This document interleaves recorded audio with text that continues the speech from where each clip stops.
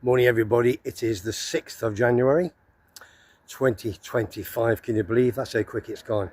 Now, Webby Sports Friend, if you've not tuned in before, I do a lot of sports from all around the world: horse racing, football, rugby league, rugby union, you name it, I do it. And also with one or two bits and pieces out and about with me, Dawn and Buster, and whoever's available, we have a bit of fun. And the big ones are on the weekend with #1 salesman, #1 gambler of Tenerife, Richie. Absolute quality is, and he works down by, as you know, in Fania Bay, Torviscus, and you'll see on this week's vlogs and last week's vlogs.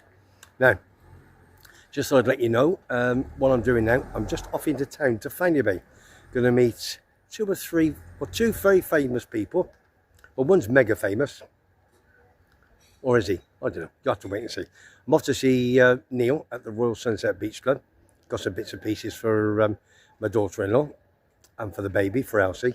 And #2, I'm going to meet Ian Allinson, if you know. I've spoken to him quite a few times, spoke about him a lot. Ex-Arsenal, played 100 times for Arsenal, for the Gunners. And he's here on holiday with his good lady and some friends. He's off to golf, so I've got to catch him early doors. Going to try and see if I can get a few questions to him. And then all at the Royal Sunset Beach Club, so looking forward to that. And on top of that, we're going to meet Tony, my good pal, as I keep on about it. He is best mates with Paddy the Baddie, and he got 2 gloves for me for my cancer charity, signed by Paddy the Baddie.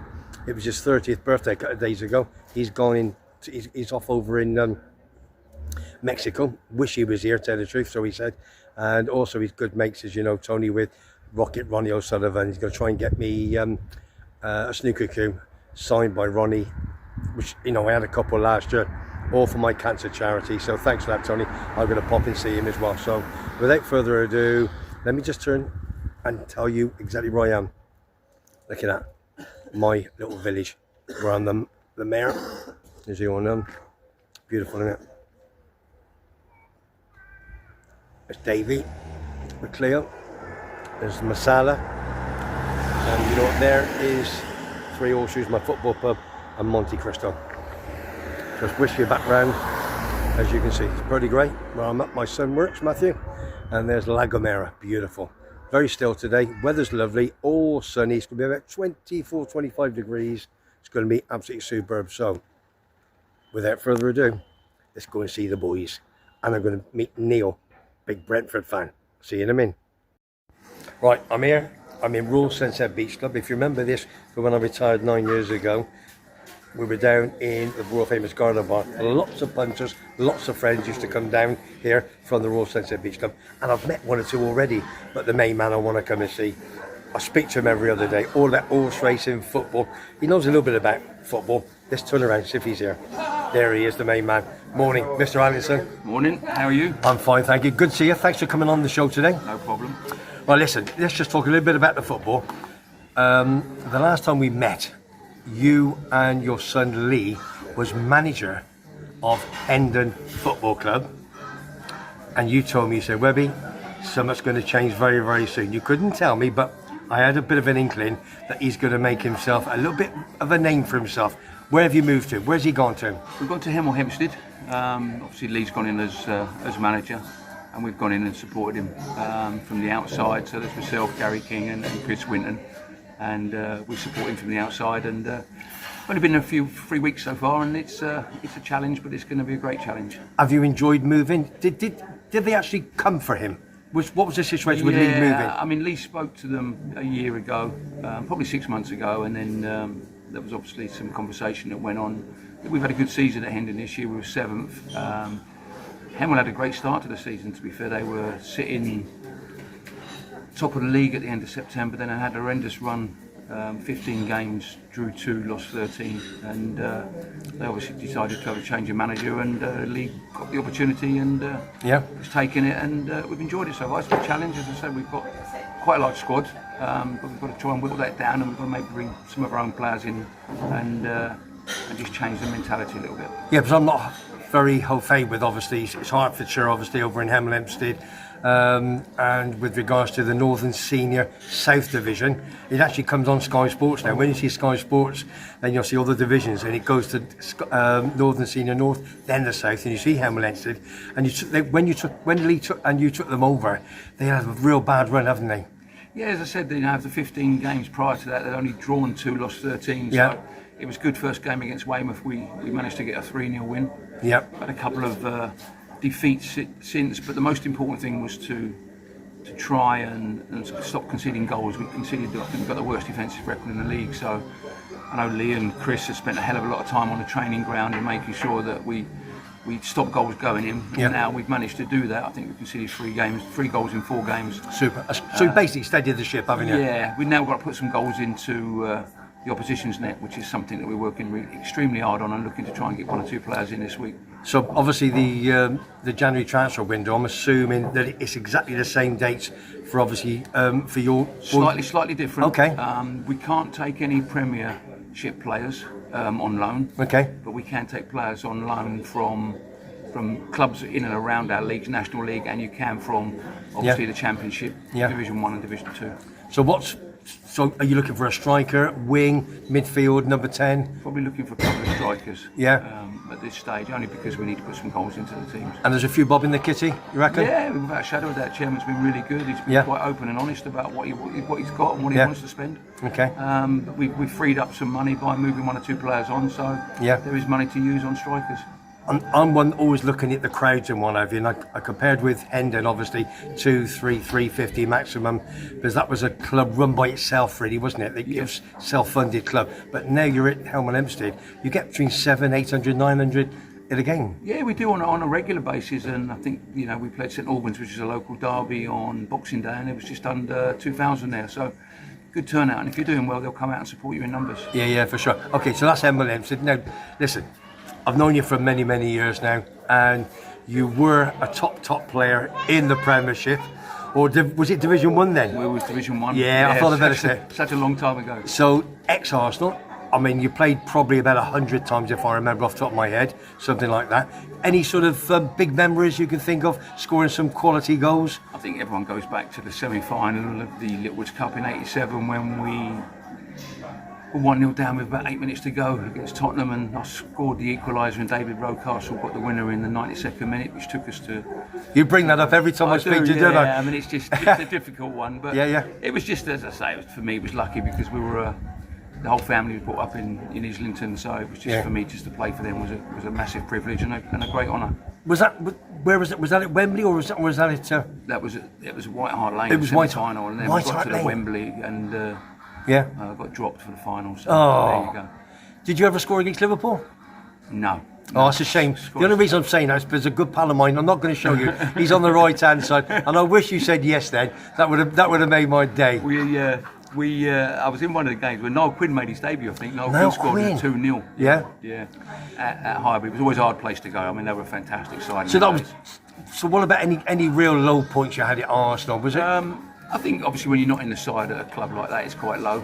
Yeah. I mean, obviously the semi-final was a high, and then being dropped for the final was quite low. Yeah, for sure. And then being released. I mean, George Graham. Yeah. Said I wasn't part of his plans going forward, so that was disappointment because I'd had 4 great years there. So. But your big club before Arsenal was? Well, I was at Colchester. Colchester United, wasn't it? For nearly 9-10 years, yeah. Who was? How many managers did they have in that? Well, it's funny, they didn't have that many. They had Jim Smith, the old Big Jim Smith, Derby County boy. Yeah, I remember he was Jim. my first manager, he signed me. Yeah. And we had a guy who was brilliant for me, a guy called Bobby Roberts. Okay. He used to play for Leicester and Motherwell. And then we had Alan Hunter, remember the old Northern Ireland international? Alan Hunter? Yeah. And bites your legs? Yeah. Not Norman Hunter? Yeah. And Alan Hunter, then he left, and then we had Jock Wallace. When I went back in the late... Teddy Bear, Rangers, Jock Wallace. Alan Ball was his assistant manager. I can't believe that. Alan Ball. Number 8, Everton. Yeah, Arsenal. Arsenal, and that was towards the end of my career before I decided that I wanted to... Yeah, for sure. Did you have any sort of real friends? Who was your good pals in the game in that particular time? I think it was difficult because I think Kenny Sanderson was always very good, very close. Ex-Coventry. Yeah. I met him at the CBS Arena. Guy, and But I've always stayed quite close to Perry Groves and people like that. Perry Groves? Yeah, because we was at Colchester for a long time. So. Oh, I remember Perry Groves. Most of the people, if you see them now, they've always got time to, have a word and have a chat with you. So where's Perry now? Do you know where he is now? Perry's still doing work for Talk Sport. Yes, of course. Yeah. So he does a few things for me. So sometimes I'll get him to come to a sporting dinner for us. So he'll come in and do an hour's chat. Yeah. He's been really good. Paul Merson and Ray Parlour are brilliant. I've seen him a couple of times, and we've hired them a couple of times. They've been really good. I think Paul Merson's. I think most people, if you had to pick 5 or 6 or 7 guys to go out for the night, he'd be on your list with people like. Good. Have you ever met Vinnie Jones? I've played against him. Funny enough, we went to Only Fools and Horses last Sunday, and he was in it. He was brilliant, to be fair. When you say Only Fools, what's Only Fools and Horses? There's a show on at the moment in Hammersmith, and he's part of it. And he was brilliant. He was very good. And you went there? Yeah, we went and watched it, and he was very good. You can't beat Only Fools and Horses, can you? No. I'll watch it now. Yeah, I was always going to ask you about Vinnie, because he's got his own show now on BBC in the Cotswolds. With his farm, and he's picking absolutely fantastic. I played against him once when he was at Wimbledon, and him and Big Mick Hartford went off at one. Mick Hartford? Yeah. Is he as tough as everybody says he is? Yeah. Trust me, he is. Trust you, yeah. Luton Town boy. Still in Luton now. I spoke to him about a player last week. He was good as gold. Nick. Yeah, really good. Yeah. He's as hard as beyond. Yeah, he's harder than that. Is he harder than that? Yeah. I think we discussed that before. Yeah. But that's big. Who's the hardest player you've ever played against? Oh dear. Is there one? I played against his fullback, Tommy Smith. Oh, Tommy Smith. Yeah, I played against him. First thing he ever did to me was like fighting a living. Do you know who just messaged me? Nigel Jepson. Oh, is he? He's still at Forest now. Is he? He's behind the scenes and what have you. Yeah. So I played against some of the tough fullbacks, Ron Harris and people like that. He frightened me once. Was it Doug Rudeby, the old Aberdeen centre half? No, who's that? Doug Rudeby. He was a big centre half. Yeah. He was at Aberdeen, and he was at Chelsea at the time. And went in for a tackle with him, and I laid on the floor, and he just sort of looked over the top of me, and I thought, oh dear, I'm in trouble here. But no, it was. Listen, it was different in them days. He was allowed to tackle people, wasn't he? So, yeah, for sure. Oh no, I watched a couple of games over the weekend. One was handball, and the other one wasn't handball, and they were both the same situation. Horrendous. They have a tough job there, referee. What about goalkeepers? Who was your best goalie that you played? Well, I was very lucky. I played with Pat Jennings. No, the biggest hands in football. Yeah, and he was a good goalkeeper. In fact, he was an unbelievable goalkeeper. Oh, you played with Pat Jennings? I was very fortunate. And John Lukic was after him. John did a good job. Big John Lukic. I played with Les Seeley, who's obviously no longer with us. Ex-Coventry. Yeah. There's all a bit of Coventry coming in there. Les was great character. He passed away, didn't he, a few years ago? Very young. Yes, he did. Too young. Yeah. Any other big names that you can remember, top of your head? In terms of goalkeepers, probably.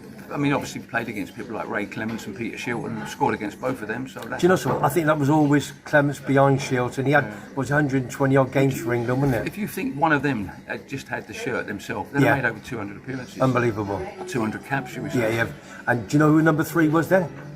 No, I don't. Joe Corrigan. That's right, yeah. Big Joe, because it was always. But I played with Tommy Caton. No, Man City, Tommy Caton. Yeah, and Tommy said that Joe Corrigan, he used to frighten the living daylights out of him. He was massive, wasn't he? Yeah. Because you always had Ray Clements. And he used to say in shooting sessions, if you try to chip him, he would literally punch you in the arm. He said at the end of the session, he said when he punched you in the arm, he said that hurt. Yeah. He was always number 3 behind those two, wasn't he? Remember that, yeah. Oh, no. Yeah. Did you ever have a chance of an England call up on that? No, it wasn't that good enough, I don't think. When I looked at, I think I said this before with the Arsenal side, at any one stage there could have been 10 internationals and me, but I was never quite good enough. I think I needed to bring in that rule where your grandparents or your aunties or your sisters are Scottish or Irish or Welsh, and I might have had a chance then. So, going back to Colchester United very, very quickly, who was the main players over those 300 appearances, right? Did you have any big star? Remember Roger Osborne scored the winner for Ipswich against Arsenal? I do. Roger was. Did he play number 10? So, he scored the winner against Arsenal. I think he played 7 that day. I'm telling you, he might have done. Was it? Yeah, you believe it was. Okay. There was a couple of boys called Mickey Walker. Remember the old goalkeeper, Mike Walker, manager of Everton? And yes, I do. Norwich. He was in goal. And his son, the goalkeeper for Tottenham. Yeah. So, a good side. We had a really good side them days. Fantastic. How's Colchester doing now? They've got the Cowleys there. I mean, I've managed both. What's the Cowleys? Danny and Nick Cowley, the managers. Okay. And I managed them both at Boreham Wood. So they're nice, great kids. Because you did a lot of work again. I always remember you, obviously, from your St Albans, Boreham Wood, down in the lower leagues. You had good times there. Yeah, and that was for 10 years at Boreham Wood. So we took them into the National League, and they're doing really well now. They got relegated last year, but they'll come back. They're the best Fantastic. team in the National League. Listen, I know you're going to go and play golf. Times is the essence. All I can say is happy New Year to you, big man. Thank you very much indeed. When this goes out, I'll put it obviously on YouTube, and I'll send it to you, and you can pass it to all your pals. So all we want is Hemel Hempstead. Everybody got to watch Hemel Hempstead now in the Northern Senior South League. They're quality. They're going to get better, especially with obviously your boy Lee and yourself, Ian Allinson, manager. And so, what do they class you? What's your title? I'm the head of football operations. Does that mean anything? No. Absolutely super. Ian, thanks for your time, big man. Take care. Listen, what can I say? Ian Allinson here in Royal Centre Beach Club on Liverpool supporter. On the big big Liverpool. Where do you want to bring? Look, get out of it. Hang on, let's bring him in. Don't. Right, listen, come on. How are you, Macca? After yesterday, not too good. Do you know something? Did you get spanked yesterday? You should have, shouldn't you? I thought we did well to get the draw. That's a good. That's out of jail. That's a good shout. Hang on, everyone. The results all went against us, but they were all draws, weren't they? So we haven't changed any positions, so it's quite good for us. Yeah. This, if you didn't know this is my good pal Mark, father-in-law Jeff, big horse racing people. He's a massive Liverpool fan, and he's very good friends with Paul Itz, who gave us that shirt. Who obviously we got money for my cancer charity a couple of years ago. So, and you've also donated something else, and I've got it in my house. Do you want to tell the viewers very quickly what it is? It's a signed £5 note, Scottish £5 note of what you call it? What's his name? Jack Nicklaus. Jack Nicklaus, yeah. So that's I've in a frame, all ready to go. Yeah. And that should be good for the charity. You should make quite a bit of money off that. That's fantastic. So and I know how much you do, so it's always nice to give something. Yeah. Thanks, big man. Absolutely quality. I'm still waiting for my gift from this man here, but it's on its way. He's back over in June, ain't he, Ian? I'll bring you some. So between now and June, because I'm doing it over the whole 12 months. So what it's going to do, my charity for cancer, for all the people over here who's got cancer in Tenerife, raise as much money as we can just to help them out. There's a lot of volunteers, and it's going to be over the year. We're not doing a raffle or anything else of that nature. Somebody bring someone over. I've got a Paul Scholes shirt. I've got other things to say. Listen, Webby, I'll give you 100 quid for that. Boom, I'll take it, and they can have it. It's as simple as that. Mark, I'll speak to you soon. Okay, cheers big man. Bye bye. Big Mark, absolute quality. So listen, if you tune in, Webby Sports Roundup, all you got to do is subscribe for free, and I will see you on the next one. Take care.